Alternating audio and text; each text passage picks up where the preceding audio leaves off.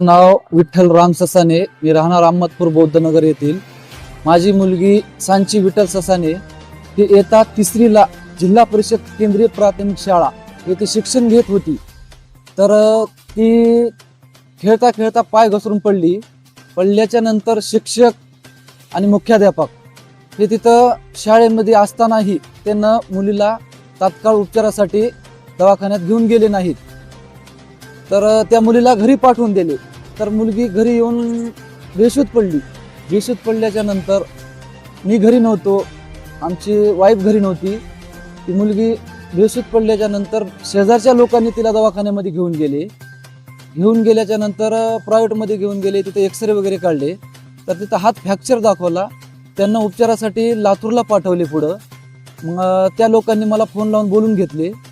बोलून घेतल्याच्या नंतर मी तातडीनं दवाखान्यात जाऊन माझ्या लेकरांना मी गाडी बांधून लातूरला उपचारासाठी दवाखान्यात घेऊन गेलो. आणि तिथून पुढं लेकराचं माझ्या ऑपरेशन मोठं झालं, हातामध्ये रॉड बसवण्यात आला.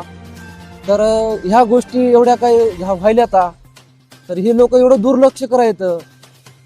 तर हे मला माझ्या लेकराला न्याय मिळायला पाहिजे. जर मला न्याय नाही मिळाला तर मी कलेक्टर ऑफिसपाशी जाऊन आंदोलन करीन आणि ह्याला तातडीनं निलंबित करण्यात यावे, ही माझी मागणी आहे. जय भीम. मी रोहन उत्तम कांबळे, VS पॅंथर तालुका उपाध्यक्ष. आज या ठिकाणी तहसील कार्यालयाच्या समोर आमचे बंधू विठ्ठल ससाने हे आपल्या मुलीच्या हाताला मार लागल्यामुळे शिक्षकासंबंधित कारवाई करा म्हणून उपोषणाला बसलेले आहेत. सदरील प्रकरणासाठी आम्ही विचारायला गेला असता त्या शाळामध्ये तिथले जे मुख्याध्यापक वगैरे आहेत ते एकदम अशा आरमुट भाषेमध्ये आणि उडवाउडीची उत्तरामध्ये आम्हाला उत्तर देत होते. सरला विचारायला गेला असता, सर काय झालंय, काय नाही, कशी लेकरू पडलं, तुम्ही का घेऊन जाय ना त्या शाळामध्ये. तर त्यांनी काय म्हणत होतं माहिती आहे का, आमच्या शाळेमध्ये आम्ही काय म्हणते वर्गाच्या मध्येच घेतो म्हणून सांगितले. आणि त्या दिवशी तिथल्या विद्यार्थ्यांनी काय सांगितले माहिती आहे का, की आमचे जे विद्यार्थी आहेत सगळे म्हणजे जे विद्यार्थी आहे आम्ही बाहेर बसलो होतो. आणि तिथले जे शिक्षक म्हणत आहेत की सर त्या दिवशी म्हणजे गोंधळ चालू आहे, म्हणजे सांगायला मला बी कन्फ्यूज झाले त्याच्यामध्ये, की मुख्याध्यापक साहेब नव्हते त्या दिवशी ते शाळेमध्ये हजर, असं त्या शिक्षकाचं म्हणणं आहे, त्या मुख्याध्यापकाचं. आणि तिथले विद्यार्थी वगैरे म्हणत होते की बाबा शिक्षक आलते 3 वाजता आणि तिथल्या मॅडम वगैरे म्हणत होत्या की 3 वाजता त्याने जे दोघेही आलते. आणि तिथून घेऊन जाण्याच्या मध्ये आपसामध्ये लागले तिथं भांडण त्या क्लास टीचरमध्ये आणि मुख्याध्यापकामध्ये. त्याच्यामुळे आम्ही त्या विद्यार्थ्याला घेऊन जाणं झालं नाही. घेऊन झालं नाही तर आम्ही गलती मान्य करू, तुमच्या वादामध्ये घेऊन झालं नाही. तर कमीत कमी त्या आमच्या वडिलाला वगैरे फोन लावून सांगणं काम होतं की त्यांचं की तुमचा मुलगा पडलेला आहे, त्या मुलाला दवाखान्यात वगैरे घेऊन जावा. असं न करता त्याने आले सुद्धा नाहीत. आणि दवाखान्यात गेले, 5-6 दिवस झाले.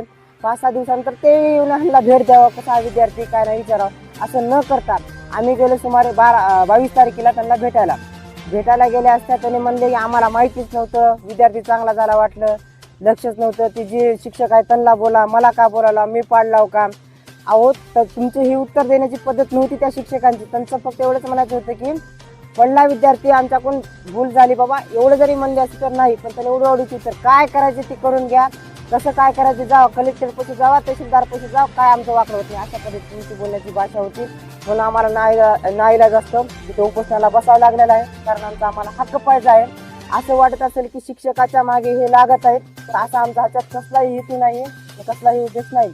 आणि अन्यथा या जर माणसाला जर न्याय मिळाला नसला तर आम्ही प्रत्येक गावामध्ये, प्रत्येक शहरामध्ये आंदोलन उभारू व या मुलीला व या मुलीच्या वडिलाला न्याय मिळवून देण्याचा प्रयत्न करू. हेच VS पॅंथर याच्या वतीने सांगू इच्छितो. धन्यवाद.